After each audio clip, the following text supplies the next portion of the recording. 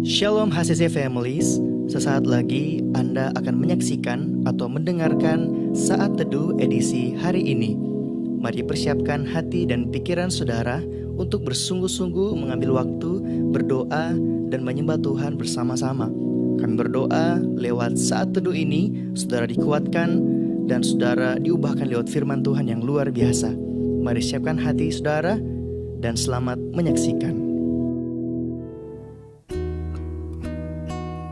Kami datang kepadamu Tuhan. Kami membawa seluruh pergumulan hidup kami ke dalam tangan-Mu. Sebab kami tahu Tuhan, kami tak sanggup. Dan kami percaya Engkau sanggup memulihkan. Bahkan Engkau memberikan jalan bagi kami untuk menjalani kehidupan kami. Haleluya Yesus. Saat ini kami datang, kami mau memuji, meninggikan nama-Mu. Kami mau tinggikan Yesus dalam nama Yesus. Rindu selalu bersamamu,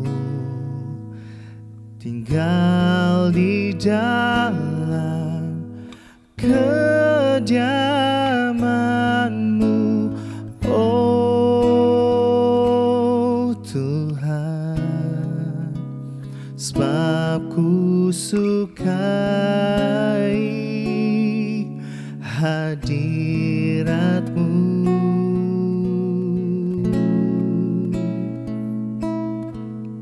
Tak ingin ku terpisahkan, berdua denganmu. Itu yang ku rindukan,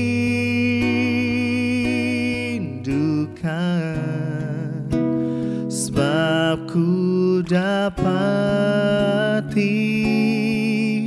kedamaian.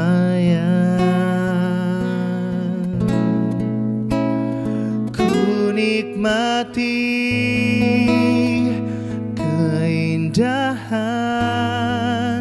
dan keagungan-Mu, oh Tuhan.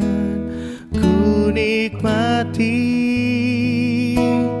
kemuliaan-Mu, menyembah-Mu dengan segenap hatiku.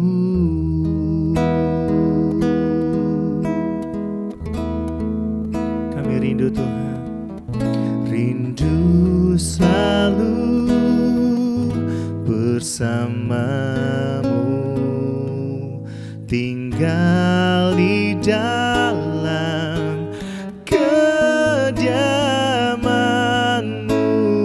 oh Tuhan. Sebab ku sukai hadirat-Mu.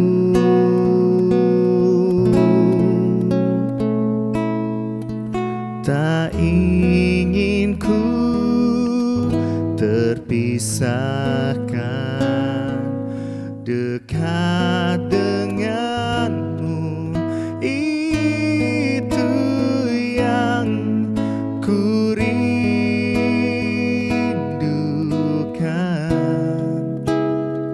sebab ku dapati kedamaian.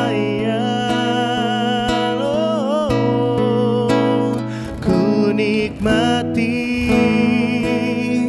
keindahan dan keagungan-Mu, oh Tuhan. Ku nikmati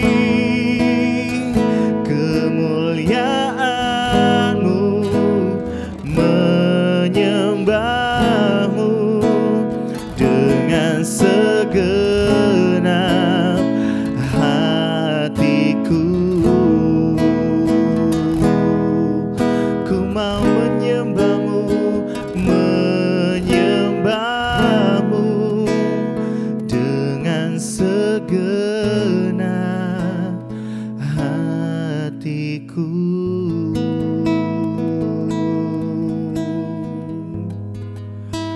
Ku mau menikmati Tuhan,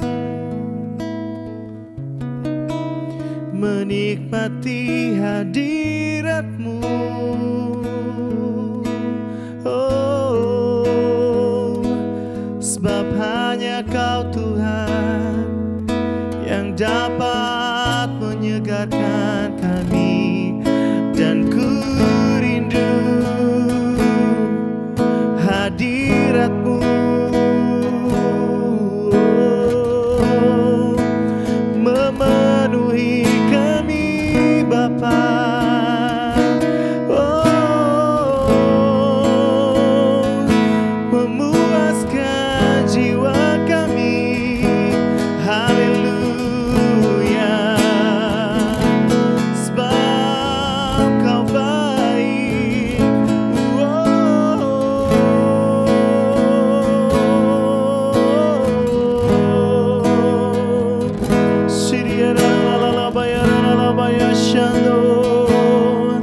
Kau mulia, Engkau baik Tuhan.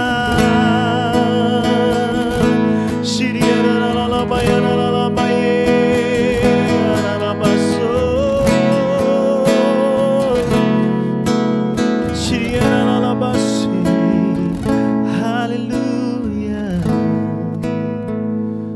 haleluya.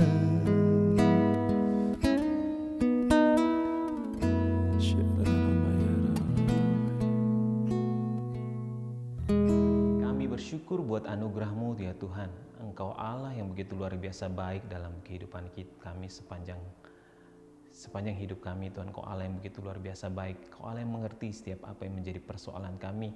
Engkau Allah yang mengerti setiap apa yang menjadi tangisan air mata kami Tuhan.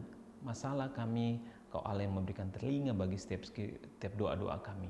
Pagi hari ini Tuhan, kami mau belajar kebenaran firman-Mu. Pimpin kami, tuntun kami, dan kuat kuasa Roh Kudus-Mu, sehingga kami boleh mengerti, memahami apa yang menjadi kerinduan dari isi hati-Mu Tuhan. Di dalam nama Tuhan Yesus kami mau belajar firman-Mu. Berkati hari ini, berkati sepanjang hari, berkati pagi ini Tuhan. Kami mau belajar kebenaran-Mu. Haleluya, amin. Bapak Ibu Saudara kekasih dalam nama Tuhan, saya sangat bahagia atau saya sangat senang sekali saat-saat dinanti-nanti atau saat yang ditunggu-tunggu, yaitu kita boleh beribadah fisikal. Bapak Ibu Saudara sangat merindukan, saya sangat-sangat merindukan hal tersebut, berjumpa dengan Bapak Ibu Saudara.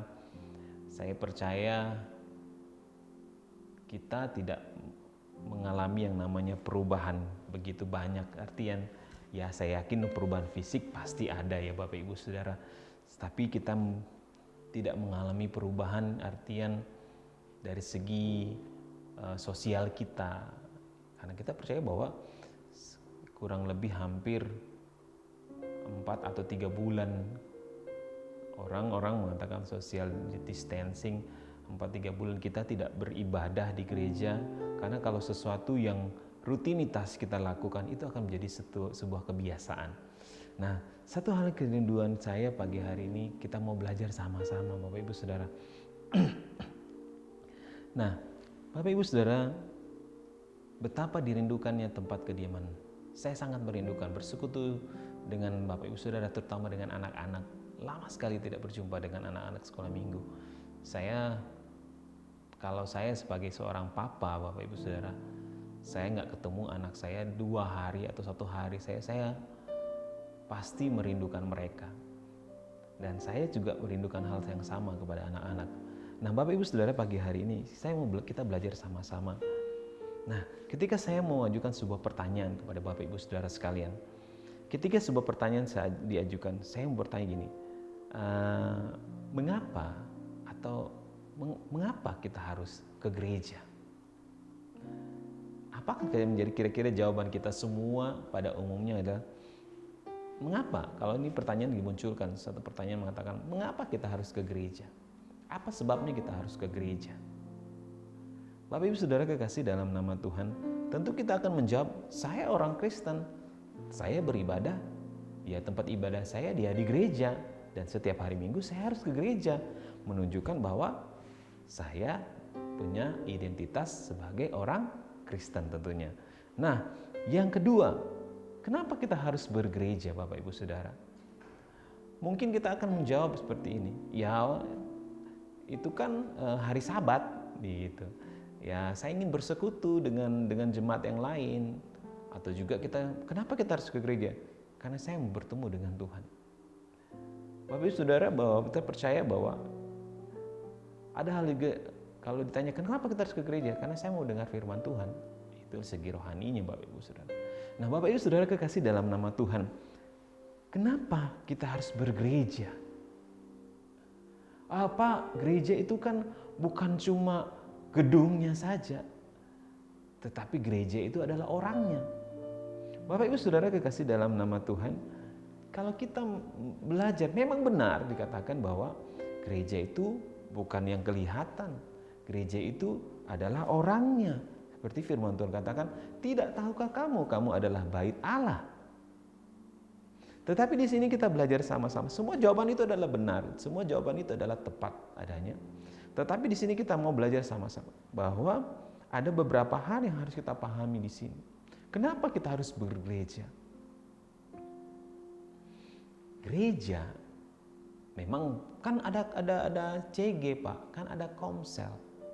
Bapak Ibu Saudara kekasih dalam nama Tuhan. Gereja kalau menurut saya ya, menurut pengertian saya, kenapa kita harus bergereja di sini? Gereja adalah tempat kita untuk melatih. Gereja, yang pertama, gereja adalah tempat kita untuk melatih diri kita. Gereja adalah tempat untuk kita latihan. Latihan apa? Latihan untuk belajar firman Tuhan. Latihan untuk mengisi pikiran kita, untuk mengisi hati kita dengan kebenaran firman. Memang benar kita akan bisa dapat dari YouTube, kita bisa dapat dari khotbah yang kita dengarkan, atau bisa kita dapat dari CG.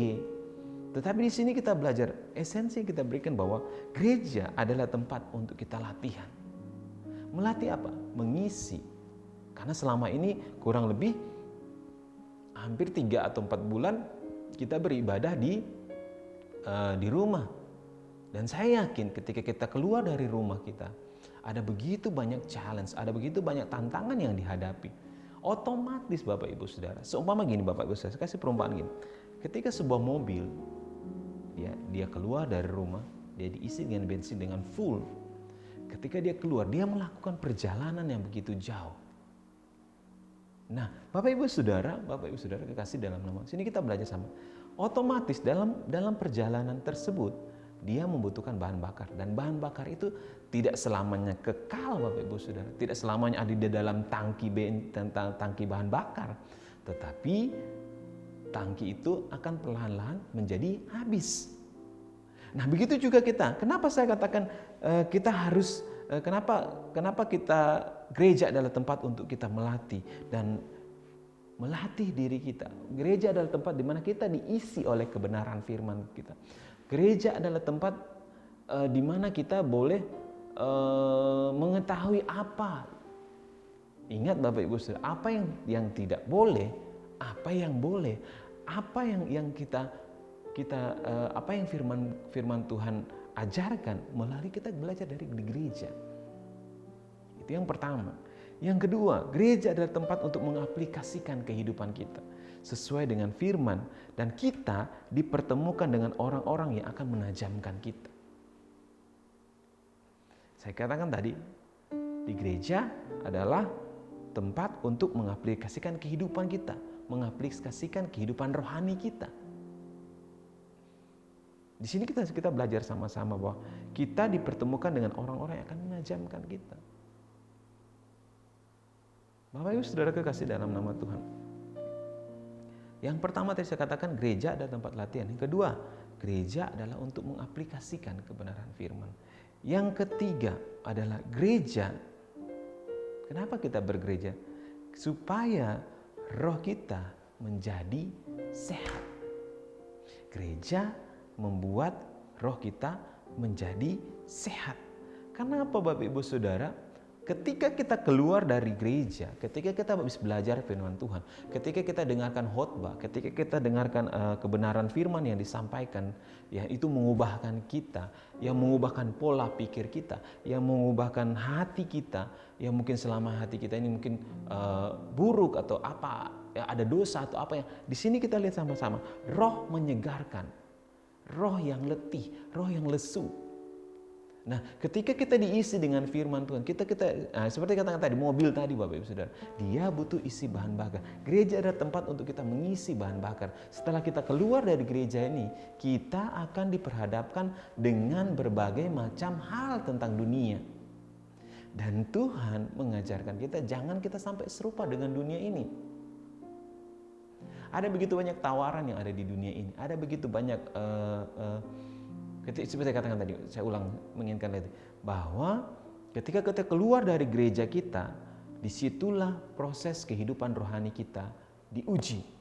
Disitulah proses kehidupan rohani kita dipakai, maksudnya dipertajam, bagaimana caranya biar hidup kita tetap benar di mata Tuhan. Nah, di sini kita belajar sama-sama. Gereja adalah tempat di mana roh kita disegarkan, roh kita dijadikan sehat. Gereja adalah tempat untuk kita mendetoks kehidupan pribadi kita dari racun-racun dunia sekuler yang ada. Bukan berarti kita bilang kita keluar langsung kita kudus suci, tidak. Ingat, Yesus ketika dia ada di dunia, dia jarang kita dengar dia ada di bait Allah, jarang dia bergaul dengan para rabi-rabi, para ahli-ahli Farisi, jarang. Justru yang terjadi adalah Yesus ketika bertemu dengan ahli Farisi ingin mencobai dia terus, ingin mencari kesalahannya dia terus. Karena apa? Yesus ketika dia keluar ketika dia memang pribadi yang kudus, pribadi yang suci. Dia bergaul dengan para pemabuk, dia dengan para pelacur, dia bergaul dengan para pemungut cukai, berbagai macam dosa. Tetapi Yesus tidak hidup dalam dosa. Yesus tidak berbuat dosa. Nah, begitu juga dengan kita. Gereja adalah tempat di mana kita bersekutu. Yesus ketika dia di dunia, ketika dia habis selesai mengaktivitasnya di dunia yang sekuler, di mana dia bergaul dengan pelacur, pemabuk, pemungut cukai, orang-orang jahat yang menurut dunia itu dibuang. Tetapi apa yang dilakukan ketika saat itu? Yesus datang kepada Bapa. Yesus melakukan pergaulan yang indah dengan Bapa. Yesus melakukan pergaulan yang intim dengan Bapa. Di sini kita belajar kenapa kita harus bergereja. Karena di dalam gereja roh kita disegarkan. Roh kita dibangkitkan. Roh kita dipulihkan. Mungkin ada hati yang terluka. Bapak Ibu Saudara kekasih dalam nama Tuhan Yesus. Orang lemah tidak akan bisa menolong orang lemah. Sekali lagi saya katakan, orang lemah tidak bisa menyelamatkan orang yang lemah. Orang buta tidak bisa menuntun orang buta. Nah, di sini kita belajar sama-sama. Gereja yang pertama adalah tempat kita untuk melatih. Latihan di sini. Kita diisi kebenaran firman. Gereja adalah untuk mengaplikasikan kehidupan kita sesuai dengan kebenaran firman Tuhan. Dan kita dipertemukan dengan orang-orang untuk mempertajam kehidupan kita. Yang keempat adalah gereja adalah tempat di mana roh kita disegarkan, dibangkitkan, dipulihkan, disehatkan kembali. Nah, Bapak Ibu Saudara kekasih dalam nama Tuhan Yesus, kita belajar sama-sama dalam Mazmur 27 firman Tuhan ayat yang 4-5. Satu hal yang kuinginkan, sekali lagi Mazmur 27 ayat 4-5 mengatakan, satu hal yang kuinginkan dari Allah yang sungguh-sungguh menjadi kerinduanku ialah berbakti di dalam rumahnya, hidup di hadiratnya sepanjang umurku dan bersukacita atas kesempurnaan dan kemuliaannya yang tidak ada taranya. Disitulah aku akan berada apabila dalam kesusahan. Ia akan menyembunyikan aku, ia akan menempatkan aku di atas batu karang yang tinggi. Ingat, gereja seperti saya katakan tadi bahwa untuk memulihkan roh kita, menyegarkan roh kita. Di sini katakan, disitulah aku akan berada apabila ada datang kesusahan. Gereja adalah tempat di mana kalau kita lagi penat, lagi susah, lagi bermasalah dengan dunia di luar sana. Nah, di sini kita belajar sama-sama. Bapak Ibu Saudara kekasih dalam nama Tuhan, biarlah kita sama-sama pagi hari ini belajar. Yang terakhir Bapak Ibu Saudara, mengapa kita harus bergereja? Bergereja adalah untuk membangun hubungan kita dengan Tuhan. Memang benar, saya setiap hari, kadang-kadang kita berargumen, saya setiap hari membangun hubungan saya dengan berdoa pagi atau memiliki saat teduh pribadi dengan Tuhan. Nah, di sini kita sama-sama dibutuhkan persekutuan, united dengan saudara-saudara seiman. Ingat, ketika para murid-murid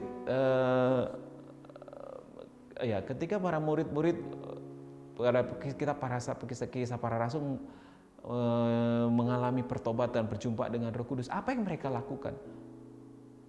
Mereka berkumpul di dalam bait Allah. Mereka berkumpul, bersekutu di bait Allah. Setelah mereka bersekutu, berkumpul di bait Allah, mereka keluar menyebarkan Injil, memberitakan kabar baik, memberitakan kabar keselamatan, menceritakan kabar tentang kebebasan, kelepasan bagi semua orang. Nah, di sini kita sama-sama ketika dikembalikan gitu, Bapak Ibu Saudara, kembali. Setelah kita keluar, kemudian kita kembali bersekutu di bait Allah. Bait Allah yang saya katakan tadi bukan hanya secara kita manusia, tapi bait Allah secara fisikal, secara gedung. Di situ kita bersekutu. Kita saling menguatkan satu dengan yang lain, saling menopang satu dengan yang lain, saling memberikan angkara satu dengan yang lain, memberikan semangat. Di sini gereja adalah tempat di mana kita membangun hubungan kita dengan Tuhan. Saling para murid di dalam kitab seperti katakan tadi, kitab para rasul mengatakan bahwa menuliskan bahwa ketika murid-murid ini bersukacita, berjumlah mereka menjadi 3.000 orang, mereka berkumpul bersekutu di dalam bait Allah. So, mari kita sama-sama. Ini waktunya kita untuk bersekutu di rumah Tuhan. Jadi kita sama-sama mulai minggu ini kita akan belajar. Kita akan memulai sesuatu yang normal tetapi baru. Sudah normal, kita akan beribadah secara fisik. Selama ini kita beribadah secara online. Saat ini kita akan ibadah secara fisikal. Baik Ibu Saudara, mari kita satu dalam doa. Kami bersyukur buat kasih-Mu, buat kebaikan-Mu Tuhan. Ajar kami Tuhan untuk memiliki hati dan pikiran yang sama dengan Engkau Tuhan. Menjadi pribadi yang selalu bersekutu dengan Engkau Tuhan. Bersekutu dengan saudara-saudara kami yang lain. Bersekutu saling memberikan kekuatan, menopang, menolong satu dengan lain. Melalui persekutuan di gereja ya Tuhan. Kami menyerahkan seluruh kehidupan kami sepanjang hari ini ke dalam tangan-Mu ya Tuhan. Tuhan tolong kami, topang kami, beri kekuatan yang baru bagi kami. Buat kami mengerti, memahami apa yang menjadi tujuan kebenaran firman-Mu. Bapa, kami menyerahkan ini hidup kami, biar tangan Tuhan yang ajaib selalu beserta dengan langkah-langkah kami. Berkati sepanjang hari ini Tuhan, berkati seluruh aktivitas kami Tuhan. Yang sakit Tuhan sembuhkan, yang lemah Tuhan pulihkan, yang beban berat Tuhan berikan jalan keluar dan kelegaan. Di dalam nama Tuhan Yesus kami berdoa dan mengucap syukur. Haleluya. Amin. Terima kasih Anda telah menyaksikan Worship from Home edisi Saat Teduh. Kami berdoa saudara diberkati dan dikuatkan lewat edisi Saat Teduh kali ini. Sampai berjumpa di konten online Worship from Home berikutnya. Tuhan Yesus memberkati.